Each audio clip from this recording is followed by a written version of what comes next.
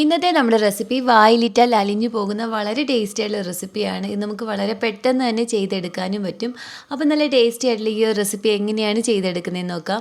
അതിനായിട്ട് നമുക്ക് ആദ്യം ഒരു പാനിലേക്ക് 1 ടേബിൾ സ്പൂൺ നെയ്യ് ഒഴിച്ചു കൊടുക്കണം. ഈ നെയ്യ് ഇവിടുന്ന് ചൂടായി വരുമ്പോൾ ഞാനിപ്പോൾ 1 ടേബിൾ സ്പൂൺ അണ്ടിപ്പരിപ്പ് എടുത്തിട്ടുണ്ട്, അത് ചേർത്ത് കൊടുക്കുക. അതിൻ്റെ കൂടെ 1 ടേബിൾ സ്പൂൺ ഉണക്കമുതിരയും ചേർത്ത് കൊടുക്കാം. ഈ നട്ട്സൊക്കെ നമ്മുടെ ഇഷ്ടത്തിനനുസരിച്ച് എടുക്കാവുന്നതാണ്. ഇനി ഇതൊന്ന് റോസ്റ്റ് ചെയ്ത ശേഷം നമുക്കിതിലേക്ക് ഒരു 2 ഏത്തപ്പഴം ഞാനിപ്പോൾ ഇവിടെ ചെറുതായിട്ട് ഇതുപോലെ ഒന്ന് അരിഞ്ഞെടുത്തിട്ടുണ്ട്, അതും നമുക്കിതിലേക്ക് ചേർത്ത് കൊടുത്ത് ഈ ഏത്തപ്പഴം ഒന്ന് ഇളക്കി കൊടുത്തൊന്ന് റോസ്റ്റ് ചെയ്തെടുക്കണം. ഈ ഏത്തപ്പഴത്തിൻ്റെ കളറൊക്കെ ചെറുതായിട്ടൊന്ന് ചേഞ്ചായി വരുന്ന വരെ വേണം ഇളക്കി കൊടുക്കാൻ. ഇനി നമുക്ക് ചെറിയൊരു മധുരത്തിനായിട്ട് ഒരു 2 ടേബിൾ സ്പൂൺ പഞ്ചസാര കൂടി നമുക്കിതിലേക്ക് ചേർത്ത് കൊടുക്കാം. പഞ്ചസാരയും ചേർത്ത് നന്നായിട്ട് ഇതൊന്ന് റോസ്റ്റ് ചെയ്തെടുക്കണം. ഇപ്പം പഴവും പഞ്ചസാരയും എല്ലാം കൂടി നന്നായിട്ടൊന്ന് യോജിച്ച് വന്നിട്ടുണ്ട്.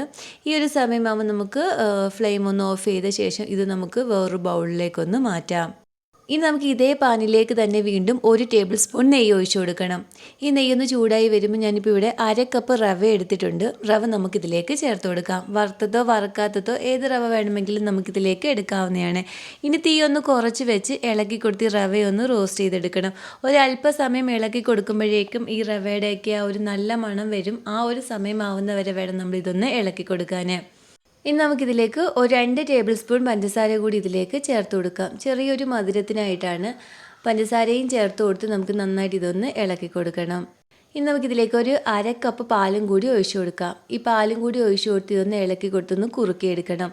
ഒരല്പസമയം ഒന്ന് ഇളക്കി കൊടുത്താൽ മതി, അപ്പോഴേക്ക് ഇതുപോലെ ഇതൊന്ന് സെറ്റായി കിട്ടും. ഇനി നമുക്ക് ഫ്ലെയിം ഓഫ് ചെയ്ത ശേഷം ഇതിൻ്റെ ചൂട് ചെറുതായിട്ടൊന്ന് മാറിയിട്ട് ഇത് ചെറിയ ചെറിയ ബോൾസാക്കി ഒന്ന് ഉരുട്ടിയെടുക്കാം. ബോൾസാക്കി ഉരുട്ടിയെടുക്കുമ്പോൾ ഇതുപോലെ കൈകൊണ്ട് നന്നായിട്ടൊന്ന് പ്രസ് ചെയ്ത് വേണം നമ്മളിതൊന്ന് ഉരുട്ടിയെടുക്കാൻ.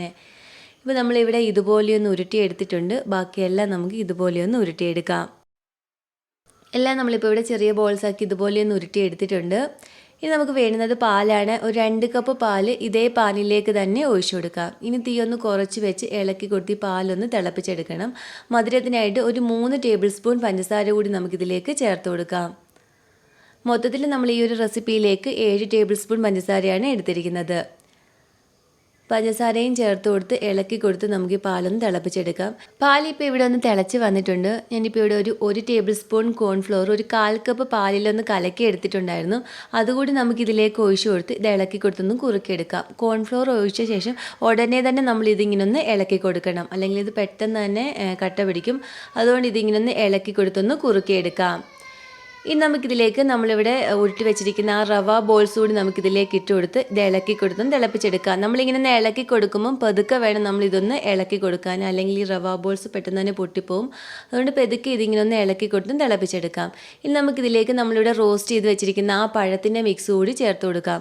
നമുക്ക് ഈ പഴത്തിൻ്റെ മിക്സിൽ നിന്നും കുറച്ച് നമുക്ക് അവസാനം സെർവ് ചെയ്യുന്ന സമയത്തേക്ക് ഒന്ന് ഇടാൻ വേണ്ടി കുറച്ചൊന്ന് മാറ്റി വെക്കണം. ഇനി ഇതിലേക്ക് ഒരു 1/2 ടീസ്പൂൺ ഏലക്കപ്പൊടി കൂടി ചേർത്ത് കൊടുക്കാം. ഇതും കൂടി ചേർത്ത് കൊടുത്ത് ഇളക്കി കൊടുത്ത് നമുക്കൊന്ന് തിളപ്പിച്ചെടുക്കണം. ഇതിപ്പോൾ എല്ലാം കൂടി ഒന്ന് മിക്സായി ഒന്ന് തിളച്ച് വന്നിട്ടുണ്ട്. ഇനി നമുക്ക് ഫ്ലെയിം ഓഫ് ചെയ്ത് കൊടുക്കാം. ഇനി നമുക്ക് ചെറിയ ചൂടോടെ വേണമെങ്കിലും സെർവ് ചെയ്യുക, അല്ലെങ്കിൽ ഫ്രിഡ്ജിൽ വെച്ചൊന്ന് തണുപ്പിച്ചിട്ടും സെർവ് ചെയ്യാവുന്നതാണ്. സെർവ് ചെയ്യുന്നതിന് മുമ്പ് നമ്മൾ ആദ്യം കുറച്ച് മാറ്റി വെച്ചിരിക്കുന്ന ആ പഴത്തിൻ്റെ മിക്സ് കൂടി നമുക്ക് അല്പം ഇതിന് മുകളിലേക്ക് ഇട്ട് സെർവ് ചെയ്യാവുന്നതാണ്.